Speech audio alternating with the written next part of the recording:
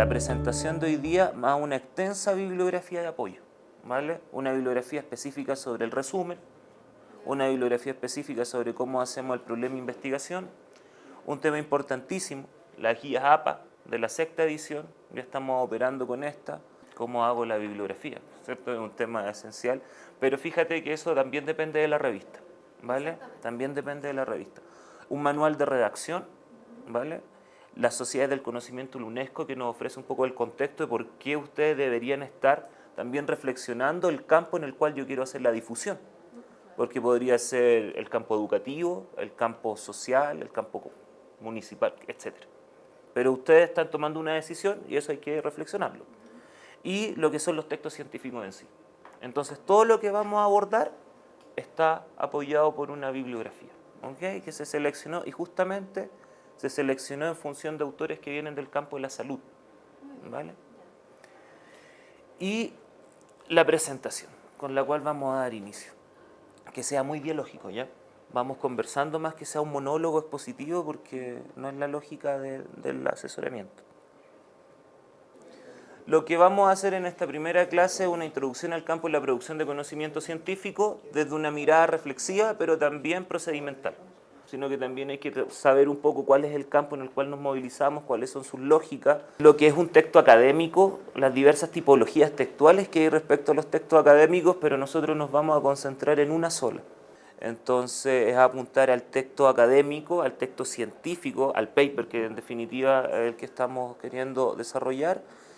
Y antes de entrar al proceso de redacción como tal, que es el proceso de acompañamiento, tenemos que ir viendo parte por parte una especie de disección, ¿cierto?, de cómo se componen estas tipologías tan particulares, ¿vale? Que no es lo mismo que hacer un monográfico, un review o un ensayo, sino que vamos justamente a trabajar en lo que es un paper, ¿cierto?, en un artículo científico.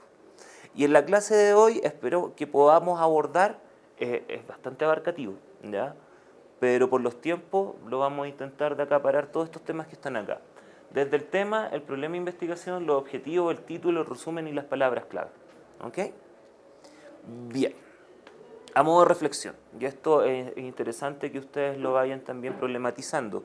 Una frase de Friedrich Nietzsche que dice: la fuerza del conocimiento no reside en su grado de verdad, ¿vale?, sino en su antigüedad, en su hacerse cuerpo, en su carácter de condición para la vida. ¿Qué está queriendo decir con esto? ¿Y cómo esto ustedes lo pueden llevar al campo de lo que se han propuesto como trabajo de producción de conocimiento? ¿Se está apostando a la construcción de una verdad? Claro, porque lo que nos está diciendo Nietzsche en definitiva, no hay verdades, sino lo que hay son esfuerzos de construcción de conocimiento y formas de pensar el mundo en una época determinada, ¿cierto? Y justamente lo que ustedes están haciendo es una construcción de conocimiento que está dentro de un marco político, histórico, social, que define un modo de entender el proceso de la reforma de salud dentro del país, ¿cierto? Y eso es lo que ustedes quieren hacer, pues. Hola, buen día. Quieren darle esa condición para la vida, como dice Nietzsche, ¿cierto? Por tanto, generemos algunas preguntas de entrada. Esto es típico de las nuevas tendencias de la pedagogía. Activar un poquito los conocimientos, ¿cierto? ¿Por qué difundir la reforma del sector salud en el campo académico-científico? ¿Por qué? ¿Por qué no en otro? ¿Por qué en este? Claro, dentro del contexto actual, pensar en el campo académico-científico es una dimensión estratégica, en donde articula, y que es lo que yo encuentro muy interesante lo que están haciendo ustedes, la articulación del campo político-administrativo con la vinculación con el campo académico-científico. Pero hay que generar una última triangulación, ¿cierto?, que es la difusión hacia el campo social, ¿cierto?, que yo me imagino que en eso también está. Cómo instalamos formas de comunicación de la reforma dentro de diversos sectores de la población. Por tanto, es generar multiplicidad de canales comunicativos para que la reforma se vaya instalando y vaya siendo percibida por la ciudadanía. Pero esta idea de articulación con el campo académico es súper interesante porque la academia siempre se ha visto como un universo aparte, ¿no es cierto?, como un elemento que es etéreo hacia el campo. Y hoy día justamente los esfuerzos de la academia es su vinculación con el entorno social. Yo creo que aquí es un campo muy específico, pero también muy estratégico, ¿cierto?, de cómo hacemos que la reforma se comunique hacia una comunidad particular que es la comunidad académico-científica, ¿cierto? Pero también ustedes tienen que pensar en los otros canales, en los otros campos sociales, ¿cierto?, para hacer un trabajo integrado, sistémico, orgánico, etcétera, etcétera. Hay que socializarlo desde diversas áreas, pero nosotros, claro, nos vamos a enfocar en esta instancia, ¿cierto? Y por tanto, si lo vamos a difundir dentro de un campo específico, tenemos que saber que lo hacemos a partir de una materialidad, ¿cierto? Hay un sistema de comunicación aquí que se da a conocer y es el texto académico. Entonces, la segunda pregunta de entrada, ¿qué sabemos nosotros de un texto académico? Porque podría haber sido un texto, pero no, es un texto académico, ¿sí? Y eso tiene ciertas características, ¿cierto? Porque va a depender del tipo de texto académico. Hay textos que son mucho más reflexivos, por ejemplo. Nosotros mismos en CIESPAL tenemos la revista Chasqui y hemos decidido tener un espacio para la construcción de ensayos. Y el ensayo es muy distinto al paper, por ejemplo. Y ahí el dato es más bien, se transforma en la reflexión del autor, en cómo este sujeto lee el mundo, ¿cierto? Entonces, claro, va a depender del tipo de texto donde ponemos datos o ponemos ideas, por ejemplo, argumentos. ¿Y qué aspectos debo considerar al momento de producir un texto académico? ¿Qué creen ustedes que tengo que tener yo clarito cuando quiero hacer un texto académico? Hay que tener claro todo lo que vamos a ver justamente hoy día. ¿Cuál es mi tema? De ese tema, ¿cuál es el problema particular que yo quiero documentar? Tengo que saber además cuál es el estado del arte sobre eso, ¿cierto? Por tanto, toda una revisión de la literatura especializada. Tengo que saber, como decía la colega, los alcances, qué es lo que quiero lograr con este texto. Si no lo tengo claro, mi ruta se va a hacer compleja, ¿cierto? Los métodos, como decía la colega también, ¿qué métodos yo utilicé para poder tener esta información? Hice focus group, hice entrevistas, hice estudios de caso, hice análisis territorial, ¿qué fue lo que hice? ¿Cierto? Esas cosas hay que tenerlas súper claras y también hay que saber la fundamentación de cada una de ellas, ¿sí? Por tanto, es un trabajo muy complejo realizar un texto académico, ¿sí? Principalmente hacia donde ustedes quieren apuntar, ¿sí? Entonces partamos desde el contexto. Por eso yo les preguntaba por qué el campo científico académico, y justamente lo que nosotros reconocemos en la sociedad contemporánea del siglo XXI es que estamos habitando una sociedad, o como dice la UNESCO, o queremos habitar sociedades del conocimiento, ¿cierto? Una sociedad que se construye justamente a partir de la gestión y producción de bienes inmateriales. Es muy distinto, ¿ustedes se acuerdan de la película Tiempos Modernos de Chaplin? Sí. ¿Cierto? Esa es la representación justa del capitalismo industrial, de la producción de bienes materiales seriados, ¿cierto? Pero algo pasa en el desarrollo histórico, ¿cierto?, de nuestras sociedades, en donde esa producción seriada de lo material tiende a ser reemplazada, ¿cierto?, o a convivir con una producción de carácter inmaterial, porque la gestión del conocimiento es la que empieza a prevalecer para el desarrollo de las sociedades en las cuales nosotros vivimos, ¿cierto? Y eso lo podemos ver. Y eso es justamente una de las características particulares de la modernidad occidental. Siempre se ha fundamentado a partir de saberes expertos. Entonces lo dice Anthony Giddens. Y lo que nosotros reconocemos ahora es la necesidad justamente de gestionar conocimiento para validar qué. ¿Qué es lo que estamos validando a partir del conocimiento? Formas de entender el mundo, ¿cierto? Por tanto, la lucha hoy día no es una lucha solamente que se dé en el plano de la producción material y de la acumulación de la riqueza material, sino que se da también en el plano de las luchas por el código, ¿cierto? De cómo nosotros vamos significando el mundo, cómo nosotros le vamos dando un sentido particular al mundo. Y por tanto, lo que ustedes quieren realizar se inserta de manera muy lógica dentro de este esquema social en el cual nosotros estamos, que tiene que ver justamente con una forma de entender un sistema de salud, ¿cierto? Legitimarlo a partir de una lógica cognoscitiva, ¿cierto? Porque justamente como dice esta frasecita de acá abajo, todo proyecto emancipador, transformador o como ustedes lo quieran denominar, requiere justamente pensar la dimensión cognoscitiva en la cual nosotros fundamentamos nuestras prácticas y nuestras formas de entender la realidad, ¿vale? Por eso cuando la colega dice tenemos que todos estar empoderados, justamente porque todos tenemos que saber que hay una dimensión que opera de trasfondo en el modo en cómo nosotros queremos entender este tema particular que es reforma de salud, ¿cierto?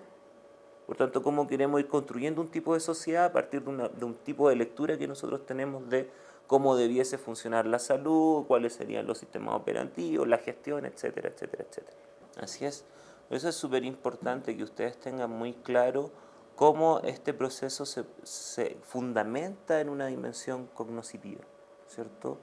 Y en una dimensión cognoscitiva de carácter colectivo, que eso es súper importante, ¿cierto? Por eso me parece súper bien cuando ustedes definen grupos de trabajo, aquí trabaja este grupo en esta temática, pero en definitiva es todo un organismo que está operando, ¿cierto? Y eso es muy, muy importante. La construcción de conocimiento, para desprenderse justamente de esta idea de acumulación cognitiva que instala el capitalismo cognitivo, requiere de agenciamientos, ¿cierto? Que estén pensando el mundo de una manera distinta, que estén proponiendo otras formas de habitar este mundo en el cual nosotros nos emplazamos. ¿Te das cuenta? Y como dice la UNESCO, dice, la Sociedad Mundial de la Información en Gestación solo cobrará, y esto yo creo que es muy relevante para el trabajo que ustedes están realizando, su verdadero sentido si se convierte en un medio al servicio de un fin más elevado y deseable, la construcción a nivel mundial de sociedades en plural, ¿cierto? Que eso es muy, genera ahí todo un rasgo de distinción, del conocimiento que sean fuentes de desarrollo para todos y sobre todo para los países menos adelantados. Lo que está en juego justamente a partir del conocimiento es una lucha de carácter política también, ¿cierto? Hay una lucha política acá. Hay un principio ahí de lo diverso, ¿cierto? Y de poder quebrar esta mirada de lo unívoco, ¿cierto? Que se ha instalado tan fuertemente en la sociedad moderna occidental. Esta razón de lo universal, ¿cierto? No es tal, sino lo que hay justamente es pluralidad, diferencias, ¿cierto?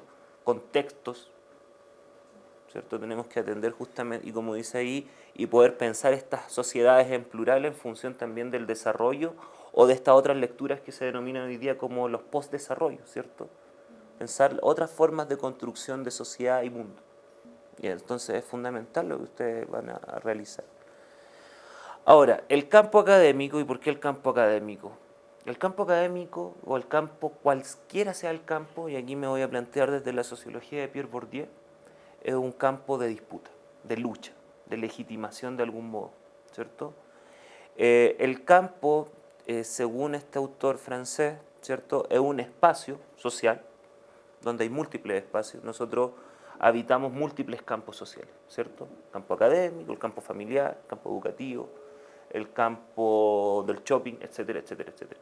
Y en esos campos hay agentes, en este caso ustedes, ¿cierto?, que están introduciéndose dentro de un campo específico, dentro de un espacio social específico que tiene reglas de funcionamiento, tiene cierta normativa, ¿cierto?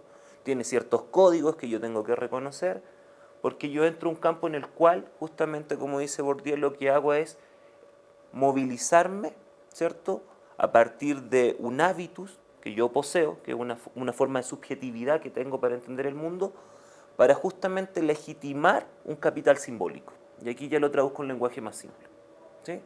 Cuando yo entro al campo académico, ¿cierto?, y yo digo, yo lo que quiero es difundir en este campo la reforma de salud en Ecuador, ¿cierto? ¿Qué es lo que quiero hacer?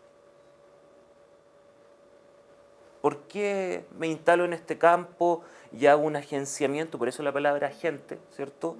Y pongo en disposición todos esos hábitos, esas formas de subjetividad que aquí están dinamizándose para entender el mundo, para entender una reforma. ¿Para qué lo hago? La sociedad no solamente se estructura por capitales materiales, ¿cierto?, o económicos. Hay también un capital simbólico que opera fuertemente, que es justamente esa idea de cómo yo entiendo el mundo. La reforma en salud en usted es su capital simbólico y es lo que ustedes quieren validar, ¿cierto?, dentro de un contexto, dentro de un espacio, que es el espacio en este caso académico-científico, pero que obviamente, como dice Dussel, ¿cierto?, los espacios sociales no son espacios netamente autónomos, están siempre interrelacionados, ¿cierto? Hay interrelaciones. Por tanto, de lo científico en algún momento va a pasar netamente al campo de la salud. Alguien de la salud lo va a leer, va a pensar cómo puede implementar algo si es directivo, por ejemplo, me imagino un consultorio, no sé, ¿te das cuenta? Pasa al campo educativo, se va generando un encadenamiento, ¿sí? Los agentes, ¿quiénes son? Son ustedes, pues eso tienen que tenerlo claro. Pero lo que tienen que tener también muy claro es las reglas del juego que impone ese espacio. y la lucha en la cual entran al momento de ingresar a un espacio donde posiblemente esos capitales simbólicos están legitimando otras formas de pensar la salud. ¿Sí? Por eso que creo que como Pierre Bourdieu piensa la idea de los campos sociales es muy atingente a lo que ustedes están operando, a lo que ustedes están realizando, porque justamente van a mostrar una forma otra de cómo debiese ser el sistema de salud pública. Y eso lo encuentro que va a ser justamente una forma de poner en cuestionamiento hábitos de otros agentes, de validar los propios hábitos, ¿cierto? Y de poder entonces decir, aquí hay un capital simbólico distinto que queremos que se conozca, que se recepcione, que se critique, que se reconstruya, etcétera, etcétera. Por tanto, y volvemos a las preguntas de entrada, ¿por qué el campo académico? Yo creo que ya cada uno de ustedes se está haciendo una idea, ¿cierto? Ahora, ¿conozco sus reglas de funcionamiento? ¿Quiénes son los agentes? Tienen que tenerlo claro que son ustedes, ¿vale? ¿Cuál es el capital simbólico a legitimar? Todo el proceso de construcción de conocimiento que hay ahí. Y es una decisión que atiende al contexto social en el cual estamos. Entonces, si se dan cuenta, no es solamente crear un artículo científico. ¿Se dan cuenta o no? Es mucho más que eso. Y eso involucra la producción de un texto científico con ciertas reglas, ¿cierto? Pero es un proceso de trabajo que tiene un impacto mucho más fuerte dentro de lo que ustedes se proponen en su praxis. No digo práctica, digo praxis, porque involucra una forma político-ideológica, ¿cierto?, que justifica mi quehacer. Por eso praxis.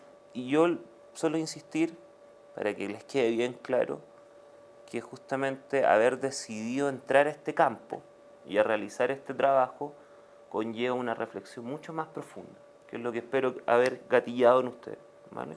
Para desde este posicionamiento poder entonces adentrar en una dimensión más procedimental, ¿vale?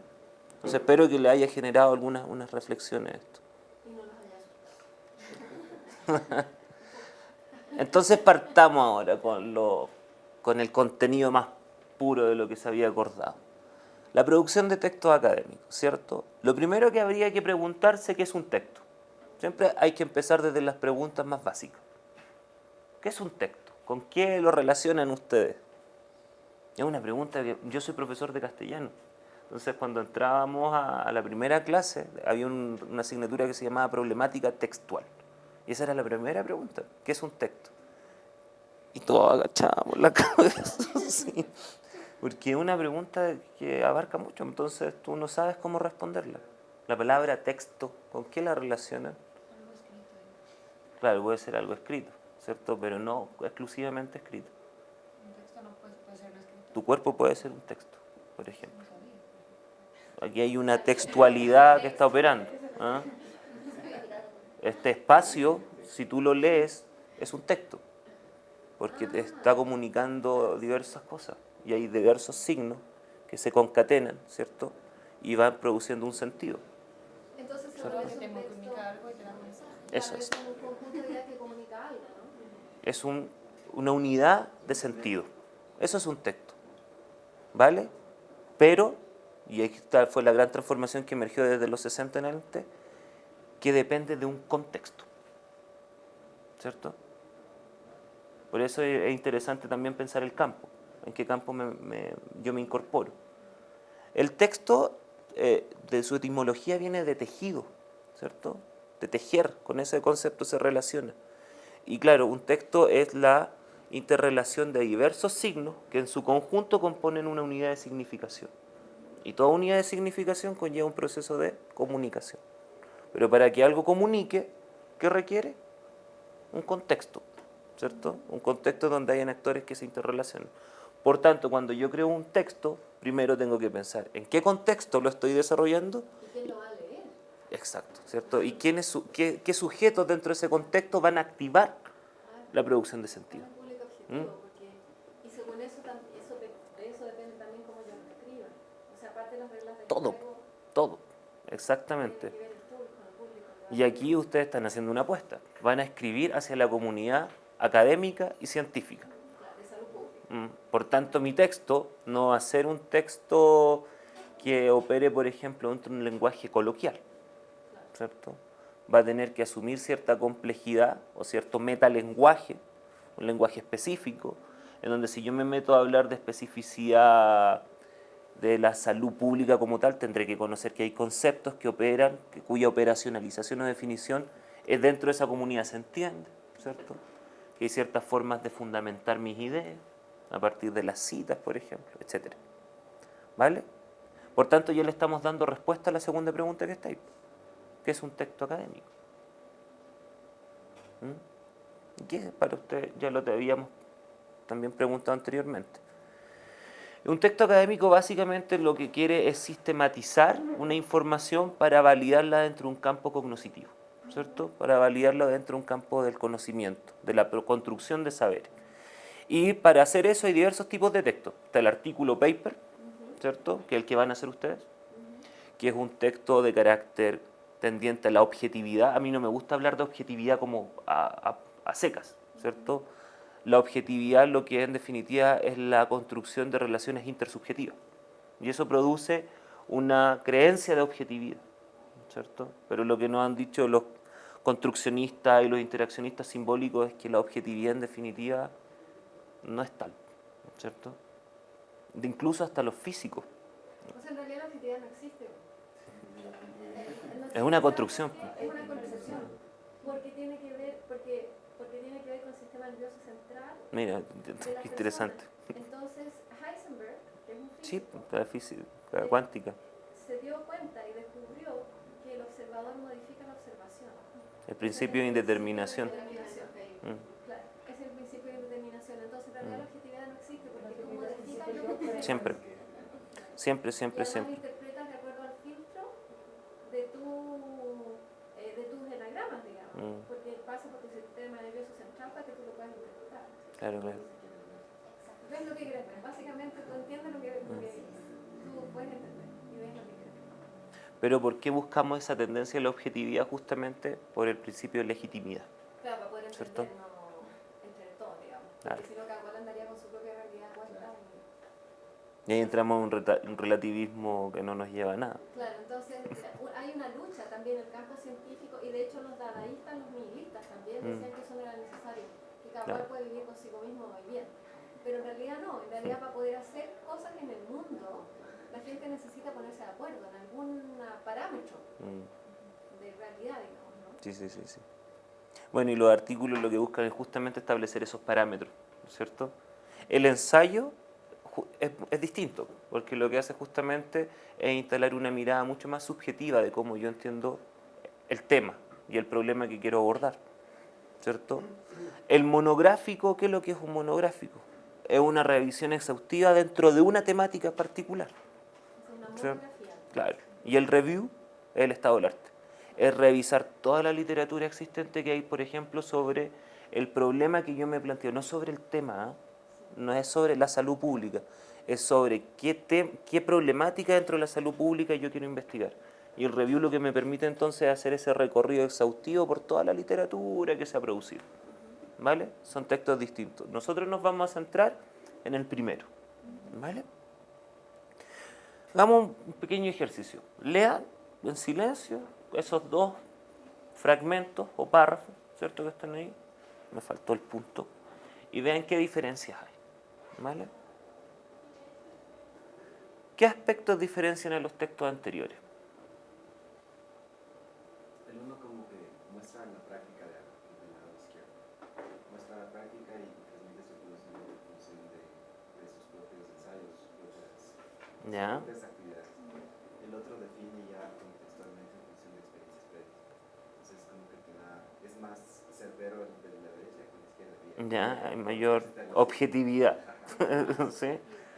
Claro, por cómo tú reconoces la dimensión subjetiva.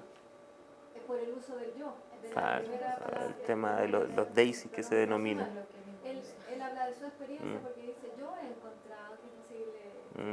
Entonces uno, desde primera línea, sabe que él está hablando de su experiencia, que es empírico y que es su experiencia. En cambio el otro se refiere a lo que han hecho muchos otros. Probablemente, en primer lugar porque habla en tercera persona y porque además dice, en este artículo se revisa brevemente la historia, fundamento de aplicaciones de la canalización iónica, o sea, hace un review, digamos, ¿no? Claro. Entonces, ¿de qué estilo ustedes se van a empoderar en estos 3, 4 sesiones que vamos a tener? ¿Del primero o del segundo? Del segundo. Del segundo. Del segundo, pero yo les sugiero que no descarten el primero. Porque, yo creo que la experiencia también tiene algo claro, en eso. a ver, Solo yo lo- las revistas científicas han entrado o han generado un paradigma de la cientificidad muy anclado en la racionalidad moderna, ¿cierto? A esta idea cartesiana de la objetividad, ¿cierto? Del sujeto y objeto que observa esa realidad. Pero yo creo que hay que hacer los esfuerzos necesarios también y por eso hay que buscar estratégicamente qué otras revistas para ir también dando esta mirada de la experiencia, ¿cierto? De poder también combatir esto que se denomina la ibris del punto cero, esta idea de conocimiento absoluto, de que yo domino el objeto observado, ¿cierto? Pero para eso tienen que hacer un trabajo de revisión y de ahí yo les voy a mostrar dónde pueden buscar para que vayan posicionándose en otro tipo de revistas, por ejemplo, que te den la posibilidad de hacer un ensayo, que te den la posibilidad de contar una experiencia, ¿cierto? O pensar ustedes mismos la posibilidad de crear una obra, un libro, donde se vayan reuniendo ya no solamente artículos, sino que también el relato de la experiencia efectuada. Bien, entonces los queda claro que el primero es un ensayo, me plantea una tesis además, ¿cierto? Y la va a defender a partir de argumentos. Eso tiene un nombre que son las bases y todo un procedimiento que se hace en teoría del texto. Y el otro es un artículo. De hecho lo declara ahí mismo. Hay una marca textual que lo declara. Y ustedes entonces lo que van a hacer es el artículo científico de investigación que consiste, como dice ahí, en la presentación de los resultados de una investigación científica. ¿Vale? Entonces, esta primer sintagma que está ahí, este primer enunciado, tiene que llevarlo a pensar ustedes que lo primero que tienen que hacer es la sistematización de toda la información que han obtenido a partir de este proceso. Y obtenido no tan solo desde una dimensión política, sino que también desde una dimensión metodológica. ¿Vale? Por esta razón, dice después, el tema del artículo de investigación resulta siempre muy específico. ¿Vale? Tal especificidad redunda en que la formulación explícita, ¿cierto?, del tema suele consistir en una construcción nominal, uno le da un nombre, ¿cierto?, relativamente extensa y compleja. Ahora lo que hay que tener claro, grafiquémoslo, tenemos el tema que es la reforma de salud en el Ecuador, ¿cierto? Y este macro tema tiene subtemas, ¿cierto? Pero yo lo que tiene que quedar claro que en un artículo yo no voy a comunicar ese subtema en su totalidad. Tengo que plantear un problema respecto a ese subtema. Hacer que cuando alguien lea entienda que... Claro, tú solamente puedes acaparar una pequeña parte de todas las posibilidades que te da, por ejemplo, a ver, algunos de los subtemas que ustedes planteaban. Por ejemplo, un subtema para ellos era el tema del proceso de construcción de los modelos de gestión.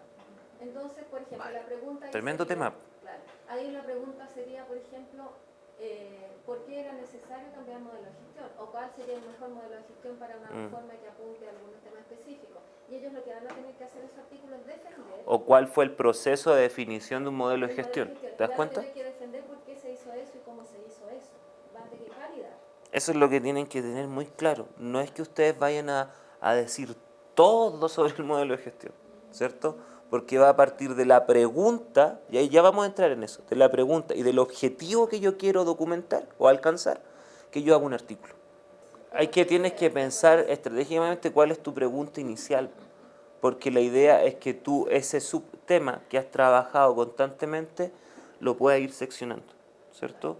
Para ir documentando en diversos espacios todo ese proceso. Y luego cuando te construyan otra instancia, por ejemplo, por eso yo le digo, si ustedes están pensando luego de todos estos artículos crear un libro, ahí tú ya puedes tener un artículo mucho más flexible donde diga todo lo que se ha pasado. Sí, tienen un tremendo tema y muchos problemas de los cuales documentar. Bien, vámonos a algunos elementos que tienen que ver con las características de este tipo de textos, ¿cierto? Primero, ¿qué es lo que están discutiendo? Refiere a un problema científico, ¿vale? Puede ser un problema social también, que le doy una perspectiva científica, ¿cierto? Debe comunicar, y esto es importante, resultados inéditos. Todo lo que ustedes vayan a escribir no puede estar publicado en ninguna otra parte, ¿vale? Hay un tema ético dentro de la investigación que justamente nos obliga a nosotros a solo documentar resultados que no hayan sido publicados en ninguna otra parte. De hecho, cuando tú envías un artículo científico a una revista, solamente lo tienes que enviar a esa revista y esperar la resolución del comité, ¿vale? No puedes enviar el mismo artículo a 5 revistas y esperar que una te apruebe, ¿vale? Porque si no, eso puede ser muy mal visto, ¿cierto? Y te pueden cerrar después los espacios para tú participar en otras publicaciones. Y si tú hablas, por ejemplo, de un texto o de una idea tuya y está documentada, te citas a ti mismo. Claro. Y eso te da mucho puntaje, además. Sí. Vasco está. No, siempre hay quien bueno, cuando empiezan con el proceso, yo creo que es un poco ambicioso también. Uno tiene cierto vicio con la productividad de conocimiento científico y luego que vas produciendo también te vas transformando en tu propia referencia, porque justamente lo que pasa es que para que los resultados sean inéditos, tú lo que haces es meterte dentro de un campo muy específico que no haya sido trabajado por nadie. Hay un autor que se llama Mikhail Bakhtin que dice que la idea de originalidad no existe, porque siempre lo que tú construyes es a partir del resultado dialógico con lo ya existente. Entonces lo que tú estás haciendo es ser parte de un palimpsesto, ¿cierto? De una multiplicidad de voces que ya habitan, en la cual tú pones un granito de arena más, Exacto. pero como resultado de todo ese proceso ya preexistente. ¿Te das cuenta? Claro, lo inédito es porque tú buscas otras posibilidades, otros problemas, pero son problemas que emergen de problemáticas ya preestablecidas, ¿cierto? Esa idea de originalidad hay que cuestionarla. La pretensión de objetividad ya lo hablamos, ¿cierto? Claridad y precisión, esto tiene que ver con el lenguaje y que se relaciona con el segundo concepto, con la idea de metalenguaje. ¿Habían escuchado esto? Son los lenguajes de especialidad, lenguajes muy específicos. Cuando tú te metes al campo de la ciencia de la sociología, hay una metalengua particular. En el campo de la medicina hay otra metalengua. En el campo de la salud pública también debe haber toda una metalengua particular para referirse a procesos, a institucionalidades, a categorías, etc. ¿Vale? Y eso hay que dominarlo. Rigor científico y carácter lógico, ¿cierto? Nosotros lo que vamos a hacer aquí son textos muy claros, breves también. Lo breve depende de la revista. Hay revistas que te aceptan 15 páginas, otras 30, y otras, como me pasó el otro día, 25.000 caracteres. La revista sanitaria panamericana exige un número específico Sí. de palabras. Sí, la revisé. De hecho, aquí está. Y aquí en los call for paper, que es donde tú tienes que revisar, ¿cierto? Y en la instrucción a los autores es donde te da toda la especificidad, ¿vale? Y les van a aceptar la publicación en español, porque lo que veo que acepta varios idiomas. Se mueve del español al inglés. La revista sanitaria panamericana acepta artículos en cualquiera de los idiomas de los Estados miembros de la PSOMS en esta región.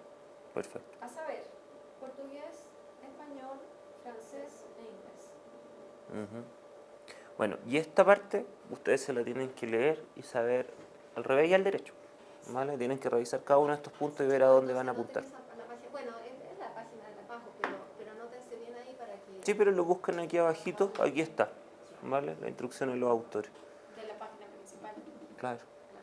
Tú entras acá, fíjate la organización, aquí está ya el volumen 38 y están todos los textos que se han publicado. Pero tú te vas acá, instrucción autores, pum, y ahí revisa. Nosotros tenemos que hacer ese trabajo.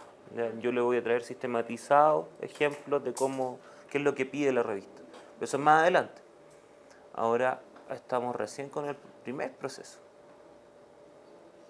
Entonces, criterios adecuados de redacción, eso es importante, ¿eh? Eso es muy importante. De repente, nosotros cuando escribimos, e incluso cuando hablamos, cometemos muchos errores y un texto científico requiere cierta rigurosidad en los temas de cohesión y coherencia textual, ¿vale? Y ahí hay varias técnicas y procedimientos que hay que seguir. Incluso el mismo, por eso yo en la evaluación diagnóstica les pedía la elaboración de un párrafo. Porque muchas veces escribimos un párrafo y los párrafos no se entienden porque hay 3, 4 ideas que están orbitando dentro de un mismo párrafo. ¿Y qué es lo que hace el párrafo? Organizar solo una idea.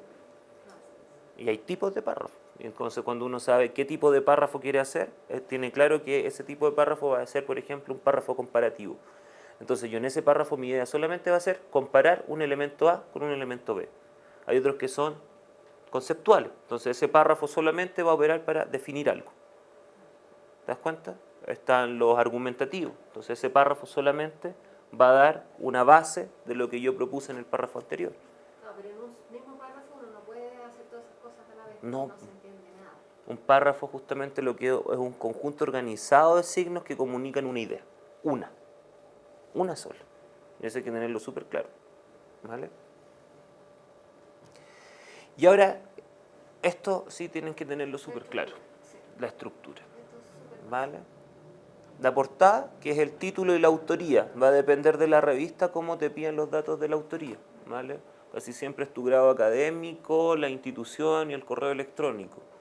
Hay otros que te piden un resumen biográfico de 200 palabras máximo. Va a depender de la revista. Pero la portada lo que hay que tener claro que va el título y la autoría, siempre. ¿Vale? Que es la primera parte. Después cuando se publica el artículo, esto no se visualiza como una portada donde diga el título, el nombre y después el trabajo. No. ¿Vale? Es por los sistemas de envío de OJS. ¿Vale? Ustedes cuando envían... ¿Ah?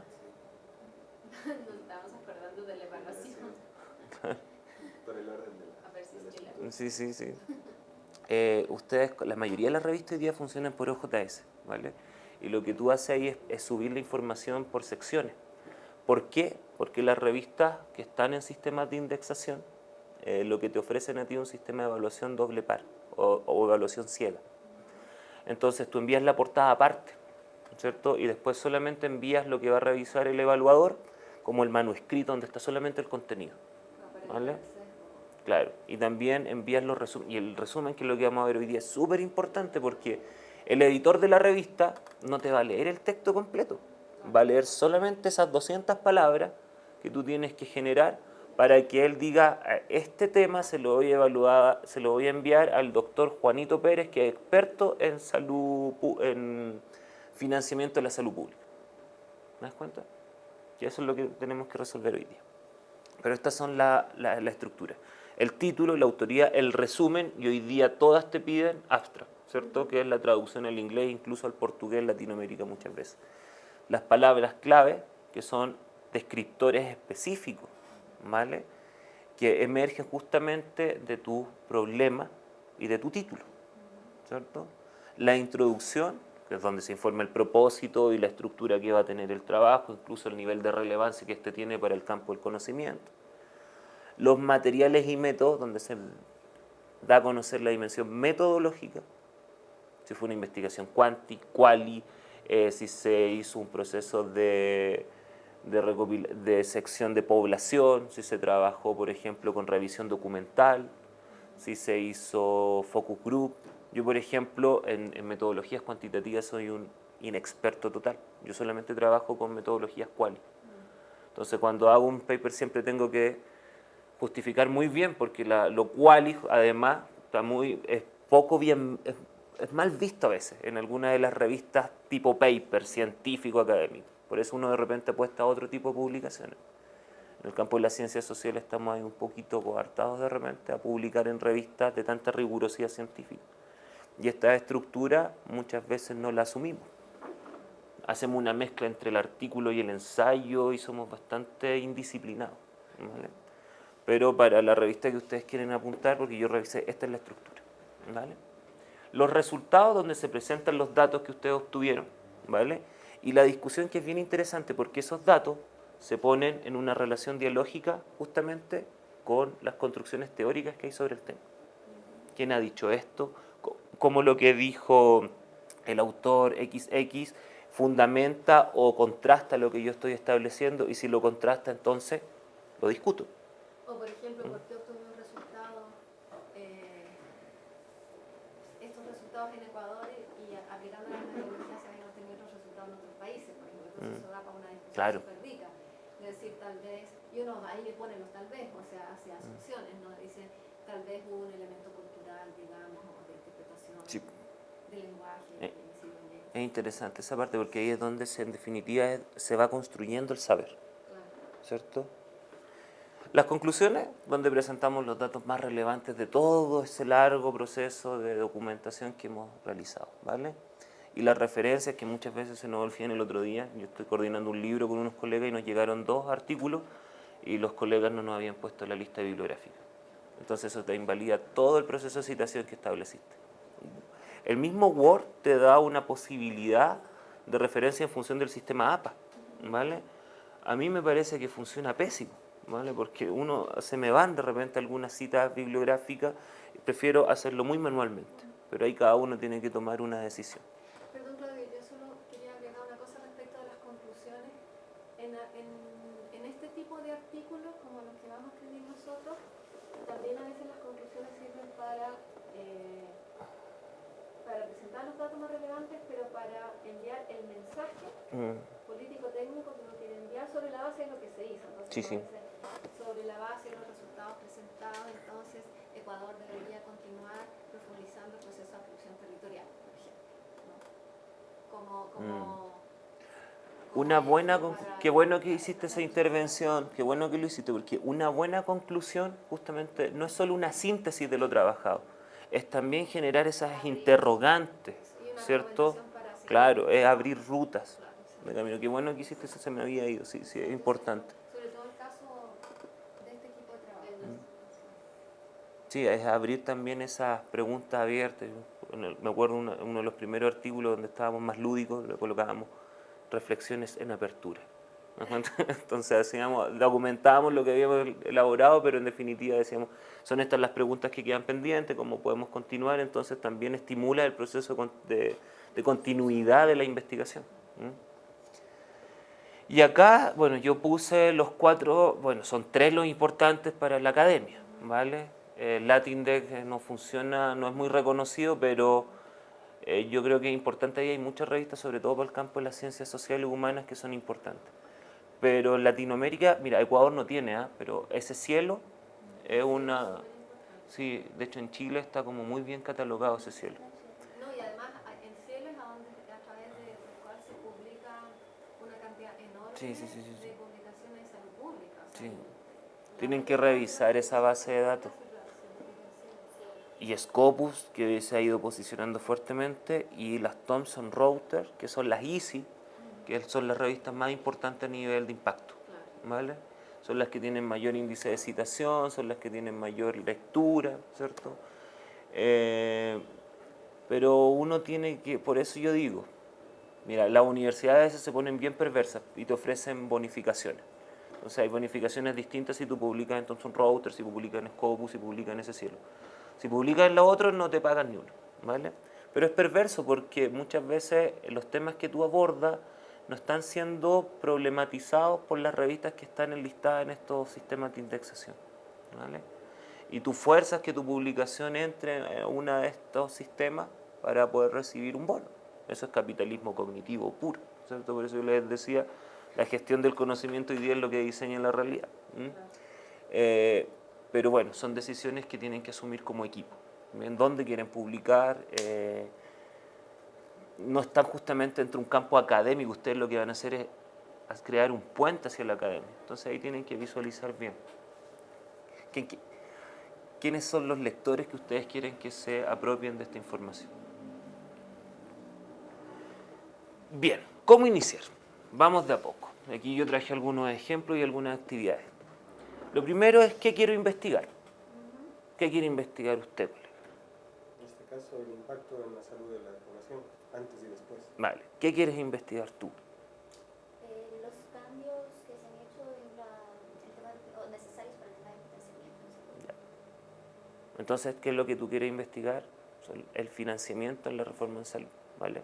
Fíjate que después lo que tú vas a problematizar es cuáles son los cambios, es distinto. ¿Qué es lo que tú quieres investigar? La organización del sistema nacional de salud. Vale, ¿todos?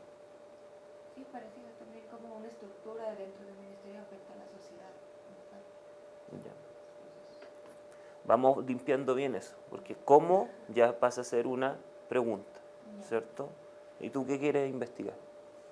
Yo quiero investigar el aporte de este proceso de reforma al proceso de reforma de otros países latinoamericanos. Ya, vale. El que quiero investigar es el tema, ¿vale? El que ustedes quieren investigar es la reforma, y dentro de la reforma son los subtemas que yo les decía. Eso es lo que quieren investigar. Pero dentro de esos subtemas, ustedes tienen que hacerse una pregunta, ¿cierto? ¿Qué de eso que quiero investigar yo puedo problematizar? Exacto. ¿Vale? Entonces, por eso te decía, los cambios, ¿cuáles son los cambios? Sería tu problema, ¿ah? Tu problematización. Y entonces lo otro que yo me tengo que preguntar, una vez tengo mi pregunta súper clara, que ya vamos a entrar en eso, con esta pregunta, ¿qué es lo que yo quiero lograr? Porque una pregunta te puede dar múltiples respuestas, ¿cierto? Y por tanto sigue siendo muy abarcativo. Pero cuando tú defines tu objetivo general y tu objetivo específico, ya eso se delimita, ¿cierto? Es como cuando nos pasamos por la tortura de la tesis, del proyecto de tesis, ¿cierto? Por ahí va, pero a una escala menor, ¿vale? Porque lo que vamos a hacer es básicamente documentar un pequeño elemento. La tesis lo que hace es abarcar una temática mucho más general, pero aquí una pequeña cuota de esa realidad que ustedes están investigando. ¿Bien? Entonces vamos de a poco. Tener muy claro, el tema de investigación no es igual al problema de investigación. Su tema, como decíamos, es la reforma del sector salud. ¿Cuál es el problema? Yo puse otro tema, ¿vale? Para que ustedes piensen después en el suyo. Tengo que plantearme mi tema, un problema que se transforma en una interrogante. Hay un documento muy interesante, lo que está en la bibliografía, que les explica muy bien el problema de investigación. Y dentro de la interrogante tengo que identificar variables, ¿cierto? Aquellos elementos que yo puedo observar, que yo puedo medir y que puedo interrelacionar, ¿cierto? Y una vez tengo estos elementos concatenados, declaro algún objetivo. Entonces, fíjense, mi tema es la educación pública. Mi problema, le puse, mi problema, ¿qué factores sociales? Mi primera variable, los factores sociales, eso es lo que yo voy a observar, ¿cierto?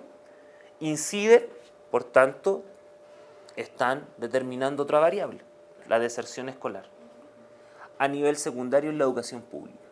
¿Se dan cuenta? Claro, exactamente. Y el objetivo, porque yo podría plantearme múltiples objetivos con esta pregunta, pero yo básicamente lo que quiero es identificar los factores implicados, ¿cierto?, en los procesos. Porque lo que yo podría es comparar, lo que yo podría es describir, ¿cierto? Pero yo los quiero solamente identificar. ¿Te das cuenta? Y eso me delimita bastante lo que yo quiero hacer. Bueno, reunamos, como estamos trabajando así, yo los había pensado según el tema que se les ha asignado, ¿vale? Pero según el tema asignado, definir el problema de investigación y los objetivos a alcanzar. Socializar propuestas y retroalimentación colectiva. Entonces, cada uno de ustedes se le ha asignado un subtema. Eso ya lo tienen claro, ¿cierto? Entonces, de ese subtema, la idea es que me elaboren un problema de investigación y el objetivo, no los objetivos, el objetivo a alcanzar. Y lo vamos discutiendo. Vamos viendo dónde están las variables, qué determina qué cosa y qué es lo que se quiere lograr, ¿vale? Esa es la primera actividad. ¿Cuánto tiempo tenemos? Son las 9:52. Mira. Démonos unos 20 minutos, ¿vale? Y si lo tienen antes, unos 20 minutos. Porque tenemos hasta las 10:30, ¿cierto? Uf, las clases, viste que nos atrasamos.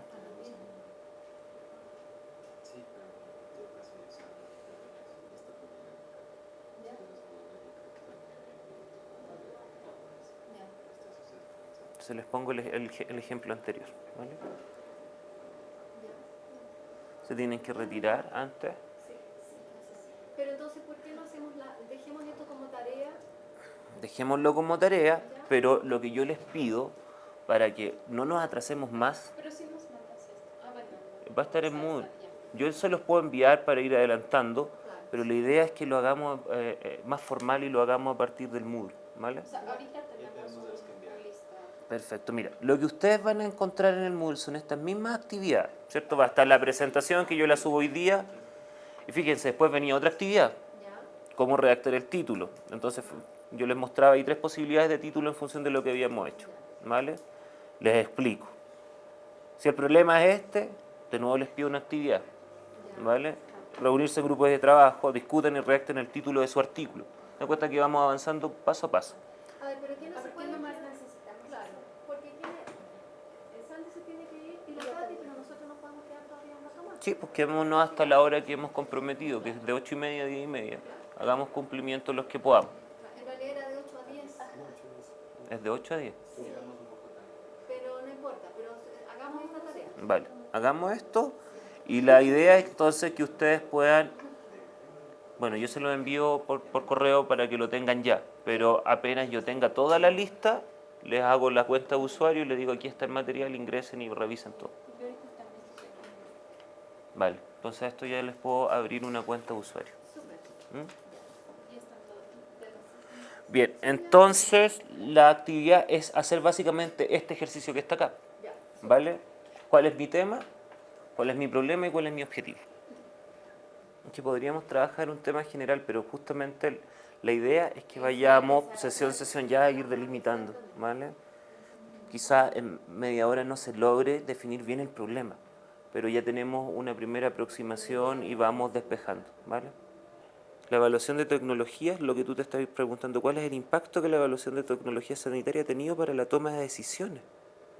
Para la compra de medicamentos fuera del cuadro básico. Vale. Y lo que tú quieres lograr con esto es establecer la necesidad de contar con información basada en vigencia científica para optimizar los recursos al momento de definir compra de medicamentos de alto impacto financiero. Establecer la necesidad de contar con información. Básicamente lo que tú quieres es hacer el trabajo de documentación, ¿cierto? De cómo se generó este proceso, porque, a ver, vamos viéndolo personalmente. ¿Cuáles son tus variables aquí? La evaluación de tecnología sanitaria y la toma de decisiones, ¿cierto? Esas son tus dos Y interrelaciones. la tercera sería incidió o no para La compra, porque claro. muchas veces las definiciones no simplemente son Claro, entonces lo que tú estás queriendo decir que a partir de la evaluación de estas tecnologías, esto ha generado una incidencia para la compra de medicamentos, ¿cierto? fuera del cuadro. Fuera del cuadro. Porque los que Vale. están dentro del cuadro, eso se definen bajo otra Vale. visión. Y lo que tú quieres lograr con esto es establecer la necesidad de contar con información basada en En evidencia científica. vigencia científica. No, evidencia. Eso es evidencia científica. Para optimizar los recursos al momento de Porque definir. son medicamentos que te puede estar costando, no sé, $1,5 millones por paciente. Vale. Entonces, tú tienes que establecer las necesidades y ver si el país está en capacidad o no de invertir en este tipo de medicamentos. Entonces ahí tú tienes que ver qué ha pasado en el mundo, es información científica en realidad. Lo que tú defines, entregas eso como un recurso, digamos, adicional. Y tú tienes ahí contextos... Pero fíjate que el objetivo, ¿sabes cuál es mi problema? Por eso me cuesta entender.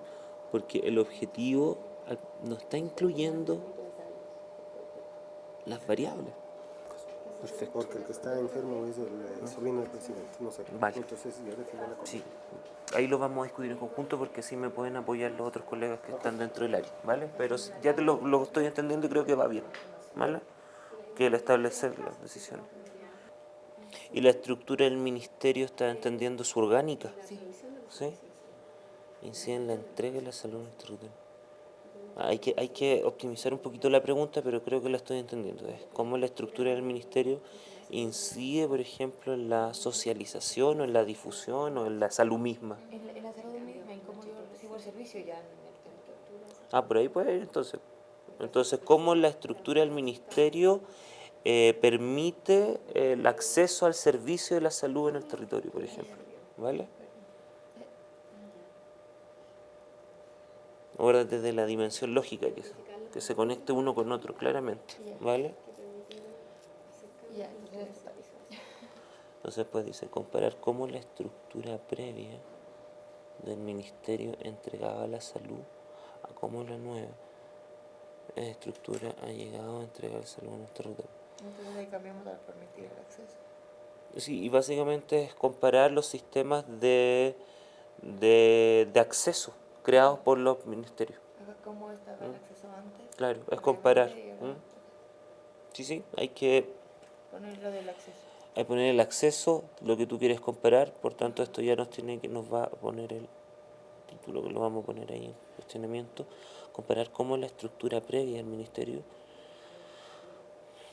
Permite el acceso. Entonces comparar los modelos de acceso establecidos en el ministerio anterior con la reforma actual, Ajá. por ejemplo. Entonces no hablo de la estructura, sino comparar el acceso. O si hablo de la Es que tú eres la experta, tú eres la que me tienes que justificar por qué la estructura del ministerio hoy permite otra forma de acceso a la salud en el territorio. ¿Te das cuenta? y lo estoy comparando. Está vinculado, Sí. es coherente cuando yo pienso en la estructura, porque estamos pensando en la orgánica, ¿cierto? Ajá, la estructura del ministerio. ¿O no serán los modelos de gestión? Yo quiero representar en la estructura, porque eso es lo que hemos cambiado como previo a que después se dio un modelo. ¿Ya? Y por ejemplo, cuando me estás diciendo estructura, para poder ir entendiendo esto, porque yo cuando me dice estructura yo me imagino la orgánica del ministerio, ¿cierto? Que tiene un ministro, que tiene estos elementos acá, estos estamentos, ta, ta, ta, ta, ta, ta. ¿Y cómo eso permite que haya mayor acceso? Y que, por ejemplo, si antes no teníamos un viceministerio encargado a ¿Ya? solamente la provisión de servicios de salud, era un poco más complicado y todos los procesos se entorpecían. Por lo Vale. menos por ese lado. Ok, ya te estoy entendiendo. Entonces esta nueva orgánica ha creado otro estamento, ¿cierto? Otras direcciones que ha permitido entonces que eso impacte en el acceso a salud dentro del territorio. Cuando dices territorio estás definiendo, no sé, provincia, cantón, ok, ya. Vale, entonces hay que darle una vuelta completa a esta, ¿vale? Entendiendo que esta es tu variable y tu otra variable es acceso a salud. Estructura del ministerio y acceso a salud, ¿vale? Para que quede bien coherente la pregunta. Y tu objetivo será comparar entonces las estructuras orgánicas del Ministerio de Salud previo a la reforma de salud, ¿cierto? Ajá, pero me refería a que con la estructura previa cuánto acceso había versus la estructura nueva cuánto acceso hay. Vale, ya sí te entiendo, pero tenemos que definirla bien, ¿vale? Ya. Lo que podemos hacer para ir limpiándola es que ustedes me envíen las preguntas y yo se las vaya despejando con harta calma y con una explicación de lo que quieren lograr, ¿vale? Porque, por ejemplo, en la pregunta tuya, el nivel de tecnicidad se me escapaba un poco, ¿vale? Entonces necesito más tiempo para visualizarla bien, ¿vale? Y acá lo mismo, ya sé que lo que quiere es comparar que la estructura orgánica actual generaba un tipo de acceso y la de ahora genera otro, ¿cierto? Vale. O sea, la pregunta de investigación es, la estructura del Ministerio de Salud Pública determina el acceso a la salud. Es como cómo la estructura del Ministerio de Salud Pública Determina el impacta, Claro, impacta el del acceso o determina, como tú bien Porque dices. la hipótesis cero ahí sería, la estructura en realidad no tiene nada que ver, no tiene ningún Claro, impacto sobre y el al acceso parecer a la sí. salud. Y al parecer sí lo tiene. Mm. Eso es lo que ellos tienen que probar. Claro. Que la estructura sí tiene un Y ahora, impacto sobre el acceso. ahora tú tienes que tener muy claro por qué quieres comparar. Porque solamente podrías documentar, ¿Cómo es? claro, cómo es y qué acceso hay. Porque es interesante comparar porque te permite entonces validar que esta estructura ha impactado, ¿cierto?, en el acceso a la salud. Pero la verdad es que en el caso de ella sí hay datos anteriores. Por eso, Con está una bien. cosa específica que es el aumento de la demanda satisfecha, por ejemplo, o de consulta, medido por consultas en el primer nivel de atención. El antes y el después. Sí, claro, me parece bien. Lo que sí que hay que formalizar muy bien la pregunta, ¿cierto? Y aquí las variables ya las tenemos claras, pero hay que darle esa idea. Cómo la estructura orgánica del Ministerio de Salud, ¿cierto?, impacta o determina el acceso a la salud pública. Ahí está clarísimo, ¿cierto? Y lo que tú quieres entonces lograr es comparar que la estructura anterior, ¿cierto?, del Ministerio de Salud Pública con la actual, ¿cierto?, genera cierta diferencia en los niveles de acceso. Pero hay que plantear muy bien el objetivo. Claro, y ahí tienen que elegir algunos indicadores específicos para poder demostrar Sí, ahí es donde nosotros ya nos vamos al método, por ejemplo. Ese es uno. Otro, por ejemplo, que yo en cambio estaba viéndole es el tema de la articulación con los subsistemas. O sea, como igual es la estructura, pero no comparando la anterior con esta, sino cómo la estructura actual nos permite articular con los subsistemas. O sea, pero ahí no sé si tenemos datos. Es que ahí hay que darle la vuelta porque ahorita lo que estamos haciendo es homologando las estructuras de los otros subsistemas para poder comunicarnos. ¿Y eso está, los datos? Esos datos tenemos. Yo creo que la optimización de los recursos tenemos Hay que saber leer datos. esos datos, ¿no? Esos datos tenemos. ¿Y en tu caso, cómo estaba?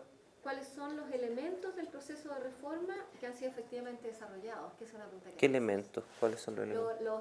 Los componentes, perdón, Los componentes del proceso de reforma que han sido efectivamente desarrollados. O sea, en esta reforma que nos planteamos en el año 2012, ¿qué de esto en realidad hemos logrado? ¿Cuáles hemos desarrollado en realidad? Entonces, el objetivo de este primer artículo sería describir los elementos centrales del proceso de reforma e identificar cuáles de ellos han sido implementados en la práctica. ¿Por qué? Porque pero eso tiene el camino a seguir. Pero ahí tenemos dos, el describir y el identificar. Yo sé, es como más complejo. Pero yo creo que hay que darle, o sea, hay que identificar aquellos que realmente han sido identificados, para poder, o sea, que han sido desarrollados. Ese razonamiento es lógico. Claro, Tú lo identificas primero. Claro, exacto. Lo primero sería identificar. Entonces, más bien sería cuáles se han implementado. Identificar aquellos que han sido Claro. implementados. Claro, Lo identifica y luego describes, claro. ¿cierto? Describes cómo han sido implementados. Es muy lógico. Se identifica y se describe. ¿Vale? En el caso tuyo es compara. Compara un sistema con otro. En el caso tuyo estaba un poco más complejo ahí, ¿cierto? Sí, o sea, lo que pasa es que yo lo que veo es que actualmente la estructura que nosotros tenemos sí nos permite gobernar, que no nos permite antes. O sea, por ejemplo, este tema de tener un sistema único de salud, sí lo podemos hacer con una estructura actual. O sea, porque sí tenemos la competencia y las atribuciones estructuralmente para poder encaminar a los subsistemas a que lleguen a un sistema único de salud. Entonces, más era por ahí la parte que yo estaba planteando. O sea, más Si a no usted, Andrea, le interesa la gobernanza, que es otro tema que yo creo que es súper importante, a lo mejor la pregunta tendría que ser cómo el cambio de estructura del ministerio fortalece o ha fortalecido la gobernanza de la autoridad sanitaria sobre el subsistema público. Y ahí se podría demostrar, por ejemplo, que antes del cambio de estructura en realidad no había gobernanza sobre el sistema público. Claro, es que esa es una de las cosas que me parecen súper importantes que deberíamos de Ojo, ahí, por temas solamente metodológico, porque uno siempre trabaja desde a priori, ¿cierto?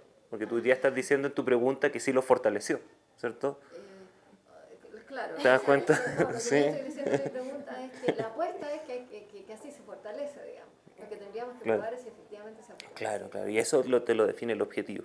Pero con cuidado cuando hacemos las preguntas, porque muchas veces nos pasa, porque como tenemos acceso a la realidad, la hemos investigado, preguntamos desde un a priori. Claro, Y ya damos por supuesto que la respuesta tiene una respuesta.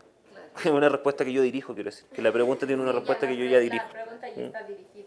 Entonces hay que hacer las preguntas más neutrales. Claro. ¿Vale? Ya. Y en el caso tuyo, a ver si ustedes me pueden ayudar, porque el nivel de tecnicidad se me iba un poco. Claro, es que el del saber es más técnico, o sea, es más específico. El tema es las evaluaciones de tecnología sanitaria. Problema: ¿cuál es el impacto que la evaluación de tecnología sanitaria ha tenido en la toma de decisiones para la compra de medicamentos fuera del cuadro? Y objetivo: establecer la necesidad de contar con información basada en evidencia científica para optimizar los recursos al momento de definir compra de medicamentos de alto impacto financiero. Yo creo que dada la pregunta, más bien el objetivo es identificar aquellos elementos, aquellas intervenciones de la evaluación de tecnologías sanitarias que han permitido mejorar o describir. Bueno, en realidad la idea en este momento, y esa era una pregunta que nosotros nos estábamos haciendo como una especie de monitoreo posterior a la emisión del informe, es qué pasó con el informe. O sea, nosotros decíamos, el medicamento es demasiado costoso, le apoya, no sé, con 2 semanas de enfermedad, de vida libre de progresión. Estoy poniendo extremo, pero ¿qué tal que se compró el medicamento? Entonces, el impacto en la salud de la persona era casi nulo, o sea, costó un montón de plata y a pesar de eso se compró. Claro, pero si tu Entonces, problema es cuál es el impacto que la evaluación de tecnologías sanitarias ha tenido en la toma de decisiones, el objetivo es identificar el impacto, medirlo. No establecer la necesidad, sino medir el impacto. Medir el impacto que la evaluación de tecnologías sanitarias ha tenido sobre algunos medicamentos de alto costo. Y ahí te Porque algunos el medicamentos objetivo de alto tal como lo estás Para mí, planteando diría es... la necesidad, en realidad, porque en algunos casos, o sea, si es que decimos de 100 medicamentos que pasaron por evaluación de tecnología, llegaron a comprarse 90. No hace falta entonces hacer una evaluación de tecnología porque la decisión no va en evidencia científica, va Claro. por otro lado. Claro, Entonces ahí Lo que quiere hacer es justificar. claro. ¿Mm? Claro, pero establezco realmente si necesito. Pero por eso lo que no me, o sea, lo que yo creo que tendríamos que ahí afinar mejor es la relación entre la pregunta de investigación y el objetivo. Ahí no me, Porque es lo mismo que me pasa a mí, se me anulan un poco las variables en el objetivo. 3. A ver, lee de nuevo, O sea, lee es el la problema. evaluación de tecnología sanitaria, ¿Mm? la solicitud de compra de medicamentos fuera del cuadro y la decisión que se toma. Hay 3 variables. Entonces, yo la decisión la tomé en base a evaluación de tecnología de un medicamento que no está en el cuadro. Claro. Entonces, ¿me hizo falta la información o no? O sea, ¿qué grado de incidencia sí, te voy tiene la entendiendo. decisión que la Pero ese es persona tu toma? problema, entonces es tu pregunta de investigación, ese es tu problema. ¿No? Tu problema, lo que tú quieres saber es si la evaluación de tecnologías sanitarias realmente incide en la compra de medicamentos fuera del cuadro. Ese sería el problema, ¿no? Claro, ese es tu problema. Sí, sí, sí. Y Sí, tu eso está. objetivo es identificar cuál es el impacto que ha tenido la evaluación de tecnologías sanitarias en la compra de medicamentos fuera del cuadro. Porque si tú llegas a la conclusión de que la evaluación de tecnologías sanitarias se ha hecho para 100 medicamentos, como dices tú, en realidad de esos se han comprado los 100, en realidad no ha tenido impacto. Claro. Claro, porque antes de establecer O sea, lo que no tienes es que la ver... evidencia científica lo que Claro. decide en la compra. Claro, porque ese puede ser uno de los factores. Claro. ¿Te das cuenta?